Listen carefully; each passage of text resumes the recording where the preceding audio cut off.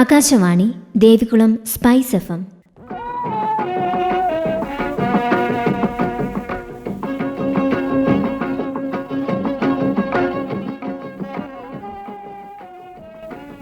അങ്കണം, സ്ത്രീകൾക്കായുള്ള പരിപാടി.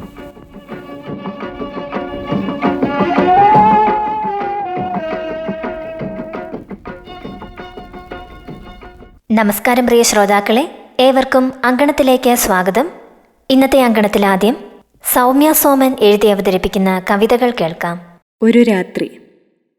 അരുതമ്മയെന്നെ കടലിൽ എറിയാതെ, അരുതമ്മയെന്നെ കടലിൽ കളയാതെ, ഞാനൊരു ജീവനാം നിന്നിൽ കുരുത്തതാം, ജീവന്റെ അംശമായി നിന്നിൽ പിറന്നതാം. താരാട്ടുപാടി ഉറക്കി നീ എത്ര നാൾ താലോലിച്ചതും ഏറെ മറന്നുപോ, കണ്ണെഴുതിച്ചതും കയ്യിലുമ്മ വെച്ചതും നെഞ്ചിലെ ചൂടും മധുരം പകർന്നതും. അമ്പരപ്പിൻ്റെ ആദ്യാക്ഷരം പോൽ 1000 ഉമ്മ കൊണ്ടെന്നെ നിറച്ചതും, കടലിൻ്റെ ഓളത്തിൽ എന്നെ ഉറക്കി നീ കടലിലെറിയാൻ തോന്നിയ സത്യം വിചിത്രമായി. 1000 അസ്ഥി നുറുങ്ങുന്ന വേദന പേറി നീ എന്നെ പെറ്റതെന്തിനായി? എന്തിനു ചെയ്യുന്ന നിറയുന്ന പാതകം, പാവമീ കുഞ്ഞിൻ്റെ ജീവന് വിലയില്ലേ? എന്തിനു ചെയ്യുന്നു നിറയുന്ന പാതകം, പാവമീ കുഞ്ഞിൻ്റെ ജീവൻ്റെ വിലയല്ലേ? എന്നും ചൊല്ലിത്തരുന്നൊരാവാക്കിലും മരണത്തിൻ ഗന്ധം ഞാനതറിഞ്ഞില്ല. ഉറക്കത്തിൽ കോരിയെടുത്തമ്മ എന്തിനോ രാത്രിയിൽ, ഉറക്കത്തിൽ ഞാനതറിഞ്ഞില്ല. അല്പനിമിഷം നിന്നുപോയെന്നമ്മ നെഞ്ചിടിപ്പുയർന്നു, മാറോടു ചേർത്ത കൈകൊണ്ട് തുരതുരെ എറിഞ്ഞു. കടൽ ഭിത്തിയിൽ ഉറക്കെ കരഞ്ഞു ഞാനും കടലും, ഉറക്കെ കരഞ്ഞു ഞാനും കടലും.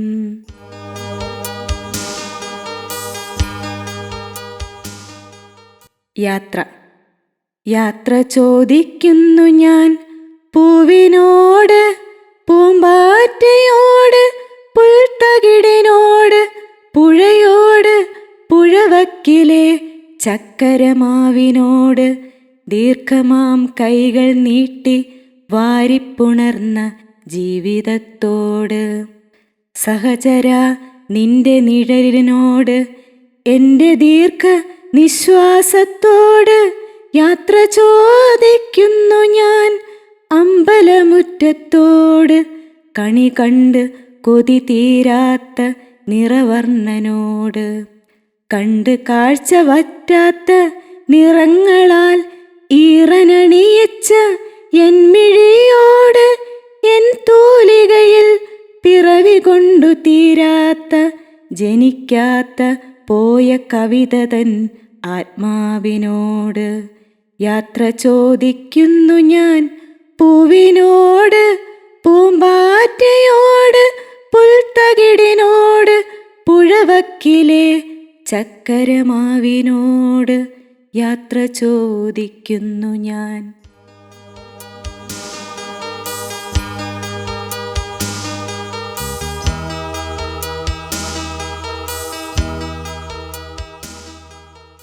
രാത്രിമുല്ല. മായാത്ത വർണ്ണശോഭയാൽ കാലമെന്നിൽ വരച്ചൊരാ ചിത്രങ്ങൾ മാടി വിളിക്കുവാൻ കഴിയാത്ത ഓർമ്മയാണെൻ ഹൃദയത്തിലെപ്പോഴും. രാത്രി വിരിയുന്ന മുല്ല പോലെന്നിൽ നീ ഏറെ ഗന്ധം നിറച്ചൊരാ കാലമേ. ഓർമ്മയെന്ന 3 അക്ഷരത്തിൽ ഏറെ ബന്ധിച്ചു ഓർമ്മയൊന്നും.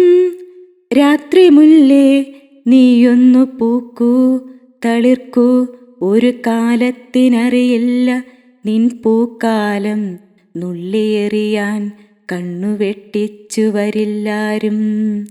നിൻ പൂക്കാലം നുള്ളിയെറിയാൻ കണ്ണുവെട്ടിച്ചു വരില്ലാരും.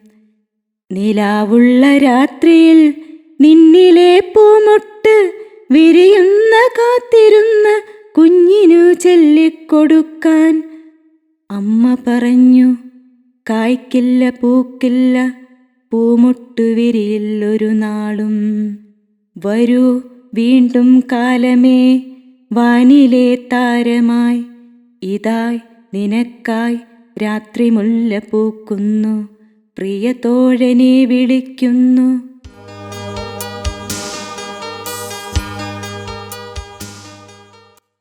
വിശാലത.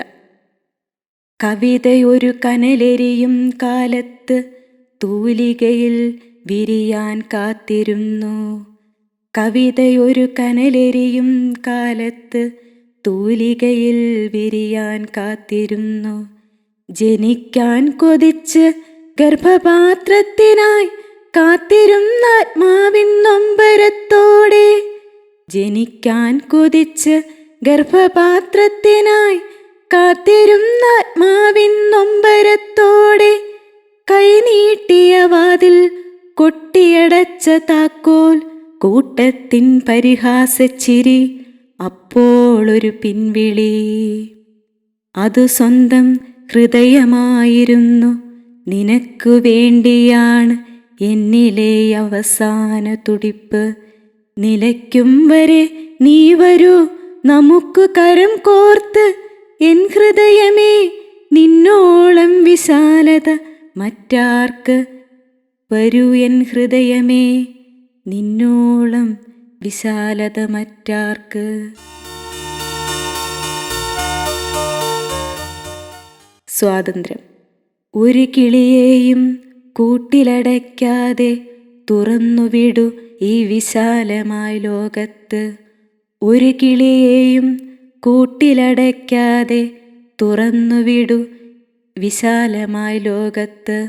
സ്വാതന്ത്ര്യം അവരറിയട്ടെ, ഉദിച്ച സൂര്യന്റെ വെയിലും പെയ്ത മഴയുടെ കുളിരും അവരറിയട്ടെ. ഒരു കിളിയെയും കൂട്ടിലടയ്ക്കാതെ തുറന്നുവിടു വിശാലമായ ലോകത്ത്. ഇണക്കിളിയോട് കൊഞ്ചിപ്പറയുന്ന പ്രണയവിഹാരങ്ങളുടെ ലോകത്ത് സ്വപ്നങ്ങളുടെ ചില്ലയിൽ കൂടുകൂട്ടിയണയാൻ ആകാശം മുട്ടെ പറന്നുയരാൻ തുറന്നുവിടു വിശാലമായ ലോകത്ത്. സ്വാതന്ത്ര്യം അവരറിയട്ടെ, ഒരു കിളിയെയും കൂട്ടിലടയ്ക്കാതെ തുറന്നുവിടു വിശാലമായ ലോകത്ത്. സ്വാതന്ത്ര്യം അവരറിയട്ടെ.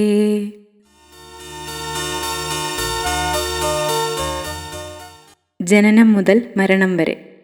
കവിതേ നീ എന്തേ ജനിക്കാത്തു, കവിളിൽ പൂക്കൾ വിരിയാത്തു. കവിതേ നീ എന്തേ ജനിക്കാത്തു, കവിളിൽ പൂക്കൾ വിരിയാത്തു. ദീർഘമാം കൈകൾ നീട്ടി വാരിപ്പുണരാൻ വെമ്പുന്ന ഹൃദയത്തെ പുൽകാൻ. നീ ജനിക്കൂ തെല്ലും മടിക്കാതെ ദീർഘമാം സുമംഗലിയായി. നീ ജനിക്കൂ തെല്ലും മടിക്കാതെ ദീർഘമാം സുമംഗലിയായി.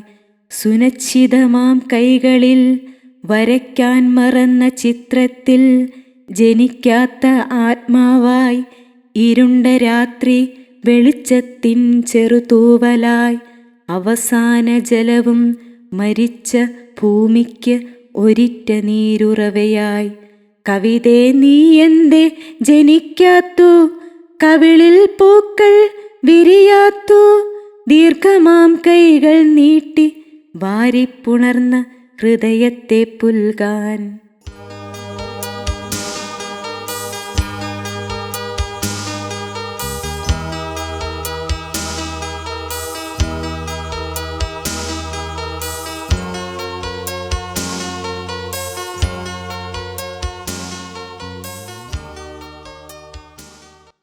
സൗമ്യ സോമൻ എഴുതി അവതരിപ്പിച്ച കവിതകളാണ് ശ്രോതാക്കൾ കേട്ടത്. അടുത്തതായി നിർമ്മല ബാലകൃഷ്ണൻ എഴുതി അവതരിപ്പിക്കുന്ന കഥ. ഒറ്റച്ചിറകുള്ള പക്ഷി. റീനയ്ക്കന്ന് നൈറ്റ് ഡ്യൂട്ടി ആയിരുന്നു. 6 മണിക്ക് ഡ്യൂട്ടി ചേഞ്ച് ചെയ്താൽ മതിയെങ്കിലും 5 മണിക്ക് തന്നെ അവൾ ഹോസ്പിറ്റലിലെത്തി. എന്തോ ഇന്ന് തീരെ വയ്യ. കുറച്ചു നേരം വിശ്രമിച്ചിട്ട് ജോലിക്ക് കയറാമെന്ന് വിചാരിച്ചു. ലിജയും അന്ന് നേരത്തെ തന്നെ എത്തി. റീനയും ലിജയും സുഹൃത്തുക്കളാണ്. ലിജയുടെ സഹായഹസ്തം എപ്പോഴും റീനയുടെ നേർക്ക് നീട്ടിപ്പിടിച്ചിരിക്കും. ഒരു സുഹൃത്ത് എന്നതിലുപരിയായി സഹോദര സ്നേഹം പോലെ ഒരു ബന്ധം. ഇന്ന് തിരക്ക് കുറവാണ്. കിടപ്പ് രോഗികൾക്ക് മരുന്ന് കൊടുത്ത് 2 പേരും സംസാരിച്ചിരുന്നു. ആഹാരം കഴിഞ്ഞ് വെറുതെ മേശമേൽ തലചാച്ച് ഒന്ന് മയങ്ങിയപ്പോഴേക്കും കോളിംഗ് ബെൽ ശബ്ദിച്ചു. റീന എഴുന്നേൽക്കാൻ ശ്രമിച്ചെങ്കിലും ലിജ സമ്മതിച്ചില്ല. നീ കിടന്നോ, ഞാൻ പോയി നോക്കാം. തിരിച്ചു വന്ന ലിജയോട് റീന ചോദിച്ചു, എന്ത് രോഗിയാ ലിജ? ഛർദിയാണ്, ലിജ പറഞ്ഞു. കീമോ കഴിഞ്ഞ് വന്ന രോഗിയാ. അതിൻ്റെ ഛർദിയാണ്, നല്ല ക്ഷീണമുണ്ട്. എന്തായാലും നീ കിടന്നോ. ഇന്നിനി മയങ്ങാൻ കഴിയില്ല. ട്രിപ്പിട്ടിട്ടാണ് ഞാൻ വന്നത്. എവിടെയാ ക്യാൻസർ? റീന ചോദിച്ചു. ലിജ പറഞ്ഞു, ബ്രസ്റ്റ് റിമൂവ് ചെയ്ത രോഗിയാ. ഒരു 45 വയസ്സ് കാണും. മയങ്ങാൻ കിടന്ന റീന ഇത് കേട്ടതും ചാടി എഴുന്നേറ്റു. ആ രോഗിയുടെ കൂടെ ആരാ ഉള്ളത്? അവരുടെ ഭർത്താവുണ്ട്. നല്ല കെയറിംഗ് ആണ്, നല്ലൊരു മനുഷ്യൻ. റീന എഴുന്നേറ്റ് അപ്പോൾ തന്നെ ആ രോഗിയുടെ അടുത്തേക്ക് പോയി. അവൾ അങ്ങനെയാണ്. ബ്രസ്റ്റ് റിമൂവ് ചെയ്ത രോഗിയുടെ ഭർത്താവ് അവളോട് എങ്ങനെ പെരുമാറുന്നു എന്നറിയണം. റീന മുറിയുടെ വാതിൽക്കൽ എത്തിയപ്പോൾ തന്നെ അകത്തെ സംഭാഷണം കേൾക്കാമായിരുന്നു. നീ വിഷമിക്കല്ലേ, ഇപ്പോൾ ബ്രസ്റ്റും ഗർഭപാത്രവുമെല്ലാം റിമൂവ് ചെയ്യുന്നത് ഒത്തിരിയല്ല. നമ്മൾ ധൈര്യം കൈവിടരുത്. നിന്റെ കൂടെ ഞാനില്ലേ? അയാൾ അവളുടെ കണ്ണ് തുടച്ചും ശിരസിൽ തലോടിയും ഞാനുണ്ട് കൂടെയെന്ന് അവളെ വീണ്ടും വീണ്ടും ബോധ്യപ്പെടുത്താൻ ശ്രമിച്ചുകൊണ്ടേയിരുന്നു. പെട്ടെന്ന് റീന അയാളുടെ നേരെ കൈകൾ കൂപ്പി. അയാൾ അമ്പരപ്പോടെ റീനയെ നോക്കി. അവൾ പറഞ്ഞു, എൻ്റെ ഈ കൂപ്പുകൈ നിങ്ങൾ ഭാര്യയോട് കാണിക്കുന്ന സ്നേഹത്തിനുള്ളതാണ്. പിന്നെ റീന തിരിഞ്ഞു നടന്നു, ഒഴുകി വന്ന കണ്ണുനീർ മെല്ലെ തുടച്ചുകൊണ്ട്. തിരികെ വരുമ്പോൾ ലിജ മുറിയിലില്ലായിരുന്നു. റീനയുടെ ഓർമ്മകൾ ഭൂതകാലത്തേക്ക് ചിറകടിച്ച് പറന്നുപോയി.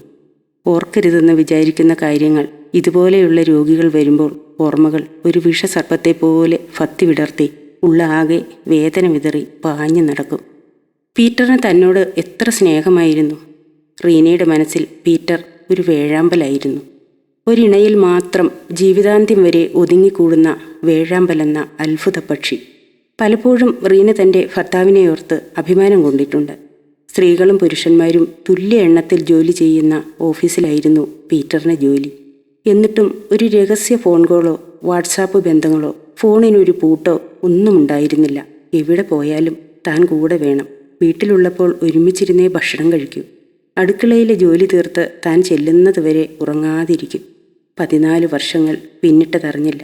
13ഉം 10ഉം വയസ്സുള്ള 2 കുട്ടികളുണ്ടെന്നുള്ള ഓർമ്മ പോലും ചിലപ്പോൾ ഉണ്ടാകില്ല. കുട്ടികളോടുള്ളതിലും സ്നേഹം തന്നോടായിരുന്നു.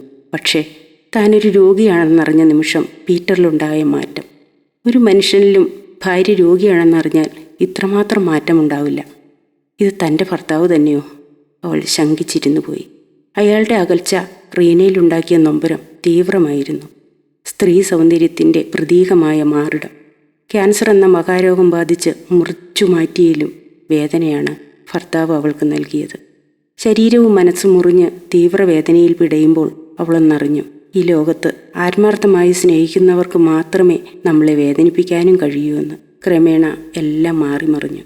അടുത്ത മുറിയിൽ നിന്ന് അടക്കിയ ഫോൺ സംസാരങ്ങൾ കേട്ടു തുടങ്ങി.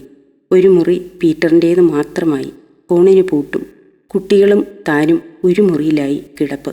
6 മാസങ്ങൾക്ക് ശേഷം കുറേ നോട്ട് കയ്യിൽ വെച്ച് തന്നിട്ട് പറഞ്ഞു, എനിക്ക് ട്രാൻസ്ഫറായി. 2 മണിക്കൂർ യാത്രയുണ്ട്. പോയി വരവ് നടക്കില്ല. പൈസയ്ക്ക് എന്തെങ്കിലും ആവശ്യം വന്നാൽ വിളിക്കാം.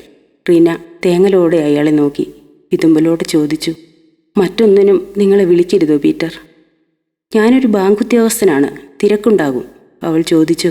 വിവാഹം കഴിഞ്ഞ് അന്നു മുതൽ ഞാൻ രോഗിയാകും വരെ വേറെന്ത് ജോലിയാണ് പീറ്റർ ചെയ്തിരുന്നത്? ചിന്തയിലാണ്ട് മിഴിനീരാൽ കാഴ്ച മറഞ്ഞു നിന്ന റീനയെ മറികടന്ന് അയാൾ നടന്നു മറഞ്ഞു. അവൾ മറിഞ്ഞു വീഴാതിരിക്കാൻ ചുമരിൽ ചാരി നിന്നു. മനസ്സിൽ രൂപം കൊണ്ട അഗ്നിപർവ്വതം പൊട്ടി. ഓരോ സിരകളിലൂടെയും തിളച്ച ലാവയൊഴുകി കണ്ണുനീരായി പുറത്തേക്ക്. നിശ്വാസങ്ങൾ കനൽക്കാറ്റായി. പീറ്ററിൻ്റെ പിന്നീടുള്ള വരവ് വല്ലപ്പോഴുമായി. കുട്ടികളെ സ്കൂളിൽ പോയി കാണാൻ തുടങ്ങി. ക്രമേണ അതും കുറഞ്ഞു. ഒരു നാൾ അവൾ ഭയന്നത് സംഭവിച്ചു. വിവാഹമോചനത്തിനുള്ള നോട്ടീസ്. ഒരു നിമിഷം റീന പകച്ചു നിന്നു. പിന്നെ ഏതോ ഒരു ശക്തി ശരീരത്തിൽ കടന്നുകൂടിയ പോലെ പെട്ടെന്ന് ഒപ്പിട്ടുകൊടുത്തു. ഒരടി നടക്കാനാവാതെ തളർന്ന് നിലത്തിരിക്കുമ്പോൾ ചുമലിൽ നനുത്ത ഒരു സ്പർശം. അമ്മ സാന്ത്വനത്തിൻ്റെ ഇളം കാറ്റായി, സ്നേഹമഴയായി. മോളെ, നീ എന്തിനാ കരയുന്നത്? നമ്മളെ സ്നേഹിക്കാത്തവരെ നമുക്കെന്തിനാ? അവർ കണ്ണുകൾ തുടച്ച് ശിരസിൽ തലോടിക്കൊണ്ട് പറഞ്ഞു. നിന്റെ കൂടെ ഇനി മുതൽ ഞാനുണ്ട്. എൻ്റെ കണ്ണടയും വരെ മോള് കരയാതെ. ലീനേ. ലിജയുടെ വിളി അവളെ ചിന്തയിൽ നിന്ന് ഉണർത്തി. നീ മറന്നോ? നാളെ കഴിഞ്ഞാണ് വേളാങ്കണ്ണിയിൽ പോകാൻ നമ്മൾ തീരുമാനിച്ചിരിക്കുന്നത്. നാളെ നമ്മൾ ലീവാണല്ലോ. നാളെ തന്നെ ഒരുക്കങ്ങൾ തുടങ്ങിയാലേ മറ്റന്നാൾ പോകാൻ കഴിയൂ. കുറേയൊക്കെ ഭക്ഷണം കൊണ്ടുപോകണം. അവിടുത്തെ ഭക്ഷണമൊന്നും അത്ര ശരിയല്ല. റീന പറഞ്ഞു. ഓ, ഞാനത് മറന്നു. പിറ്റേന്ന് രാവിലെ ഡ്യൂട്ടി കഴിഞ്ഞ് എല്ലാവരോടും യാത്ര പറയുമ്പോൾ പ്രിയ പറഞ്ഞു. അതെ, മാതാവിൻ്റെ നടയിൽ ഒരു കൂടി തിരി കത്തിക്കണം കേട്ടോ. കത്തിക്കാൻ പ്രിയ. അവർ ടാറ്റ പറഞ്ഞ് പിരിഞ്ഞു. വേളാങ്കണ്ണിയിലെത്തി പള്ളിമുറിയാണ് അവർ തിരഞ്ഞെടുത്തത്. മറ്റുള്ളവയ്ക്ക് ചാർജ് കൂടും. എല്ലാവരും വളരെ സന്തോഷത്തിലായിരുന്നു. ഉദയവും അസ്തമയവും കണ്ട് തിരമാലകളിൽ കളിച്ച് അങ്ങനെ. റീന അതിൽ നിന്നെല്ലാം ഒഴിഞ്ഞു നിന്നു. അവളുടെ മനസ്സിൽ പീറ്ററോടൊത്ത് പല വർഷങ്ങളിലും ഇവിടെ വരുമ്പോൾ തിരമാലകളോടൊത്ത് കളിച്ച ഓർമ്മയായിരുന്നു. എല്ലാവരും രാവിലെയും വൈകുന്നേരവും കുർബാന കൂടി മുട്ടിപ്പായി പ്രാർത്ഥിച്ചു. കുട്ടികൾ രണ്ടുപേരും അതീവ സന്തോഷത്തിലായിരുന്നു. രണ്ടാമത്തെ ദിവസം മുറിയിൽ എല്ലാവരും വിശ്രമിക്കെ ഒരു സ്ത്രീ കടന്നു വന്നു. അതെ, ഒരു കത്തി തരുമോ? ഞാൻ കത്തിയെടുക്കാൻ മറന്നുപോയി. ഇപ്പോൾ തന്നെ തിരികെ തരാം. റീന കത്തി കൊണ്ടുവന്ന് കൊടുത്ത് ചോദിച്ചു. എവിടെ വീട്? കോട്ടയം. അതെയോ, ഞങ്ങൾ ചങ്ങനാശ്ശേരിയാ. ഓ, അപ്പോൾ നമ്മൾ അടുത്താണല്ലോ. റീന ചോദിച്ചു. ആരൊക്കെയാ ടൂർ വന്നത്? കുട്ടികളെ ഒന്നും കാണുന്നില്ലല്ലോ. അവർ പറഞ്ഞു. ഞങ്ങൾ തനിച്ചാണ് വന്നത്. ഞാനും ഭർത്താവും. അദ്ദേഹത്തിന് സുഖമില്ല, ക്യാൻസറാണ്. മാതാവിൻ്റെ നടയിൽ വരണമെന്ന് ഭയങ്കര നിർബന്ധം. കുട്ടികളൊന്നും ആയില്ല. ആ, ഇനി എന്തിനാ കുട്ടികൾ? അവർ കണ്ണു തുടച്ചു. റീന അവരുടെ തോളിൽ തട്ടി ആശ്വസിപ്പിച്ചു. താനും ഒരു ക്യാൻസർ രോഗിയാണെന്ന് റീന പറഞ്ഞു.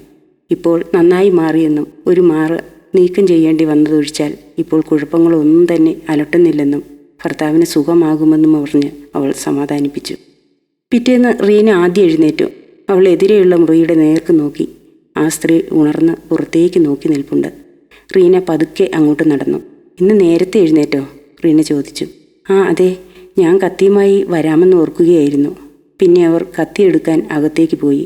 റീനയെ അകത്തേക്ക് ക്ഷണിച്ചുകൊണ്ട്. അവളുടെ ഭർത്താവ് ഉണർന്നിട്ടില്ല. റീന പതുക്കെ അകത്ത് കിടന്നു, ശബ്ദമുണ്ടാക്കാതെ. പാവം, ഉറങ്ങട്ടെ. പെട്ടെന്ന് റീനയുടെ കൈ തട്ടി ഒരു സ്റ്റീൽ പാത്രം നിലത്ത് വീണു. ആ ശബ്ദത്തിൽ അയാൾ ഉണർന്നു. പുതപ്പ് മാറ്റി എഴുന്നേറ്റു. വാതിൽക്ക് നിരന്നിരുന്ന റീനയെ നോക്കി. റീനയും. തല മുട്ടയടിച്ച് മെലിഞ്ഞ ഒരാൾ, നല്ല പരിചയമുള്ള മുഖം. റീന സൂക്ഷിച്ചു നോക്കി. അവൾ ഞെട്ടിപ്പോയി. പീറ്റർ. അയാൾ ഭയന്ന പോലെ അവളെ തുറിച്ചു നോക്കി. അയാൾ നോക്കിയിരിക്കെ അവൾ ഇറങ്ങി നടന്നു. കാലുകൾ നിലത്തുറയ്ക്കുന്നില്ല. വീണു പോകുമോ എന്നവൾ ഭയന്നു. റൂമിലെത്തി കുറേ വെള്ളം കുടിച്ചു. കുടിക്കുന്ന വെള്ളമെല്ലാം ഉള്ളിലെ ചൂടിൽ തിളച്ച് ബാഷ്പീകരിച്ച് പോകുന്ന പോലെ തളർന്ന് തറയിലിരുന്നു പോയി. അപ്പോഴേക്കും പുറകിൽ അവർ കത്തിയുമായി വന്നു. എന്തേ പറയാതെ വന്നത്? റീന പറഞ്ഞു. ഒന്നുമില്ല, ഇവരെയൊക്കെ ഉണർത്തണ്ടേ, അതുകൊണ്ടാ. അവർ റീനയോട് കുറേ നേരം കൂടി സംസാരിച്ച് നിന്നു. പണത്തിൻ്റെ കുറവും ആവശ്യകതയും അവരുടെ സംസാരത്തിൽ നിന്നും അറിയാമായിരുന്നു. മക്കളൊന്നുമില്ലേ? റീന ചോദിച്ചു. ഇല്ല, വിവാഹം കഴിഞ്ഞ് 5 വർഷങ്ങളായി. 1 വർഷം കഴിഞ്ഞപ്പോഴേ രോഗം ആരംഭിച്ചു. ഇനിയിപ്പോൾ. അവർ ദൂരേക്ക് നോക്കിയിരുന്നു. അകലെ കടൽക്കാക്കകൾ പറക്കുന്നതും നോക്കി. പൈസയുടെ ആവശ്യം വല്ലതും? വേണ്ട, അവൾ നന്ദി പറഞ്ഞു. എങ്കിലും റീന അകത്ത് പോയി 5000 രൂപ കൊണ്ടുവന്ന് കയ്യിൽ വെച്ചു കൊടുത്തു. വേണ്ടെന്ന് പറഞ്ഞെങ്കിലും അവരത് വാങ്ങി. മനസ്സിൽ വലിയൊരാശ്വാസം. കാരണം കടം വാങ്ങിയാണ് ഇങ്ങോട്ട് പോകുന്നത്. റീന ചിന്തിക്കുകയായിരുന്നു. 7 വർഷങ്ങൾ കൊണ്ട് എന്തെല്ലാം മാറ്റങ്ങൾ. 2 വർഷങ്ങൾ കുട്ടികളുമായി ബന്ധമുണ്ടായിരുന്നു. പിന്നെ അതും നിന്നു.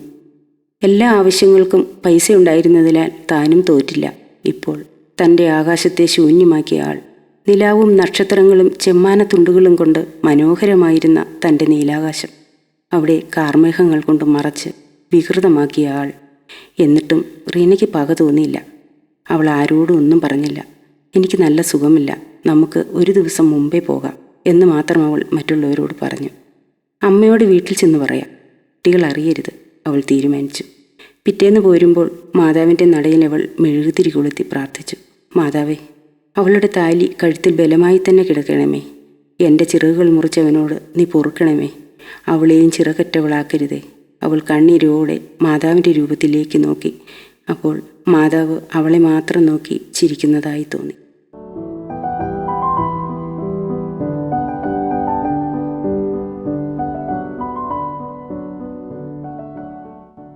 നിർമ്മല ബാലകൃഷ്ണൻ എഴുതി അവതരിപ്പിച്ച കഥ, സൗമ്യ സോമൻ എഴുതി അവതരിപ്പിച്ച കവിതകൾ എന്നിവയാണ് അങ്കണത്തിൽ ശ്രോതാക്കൾ ഇതുവരെ കേട്ടത്.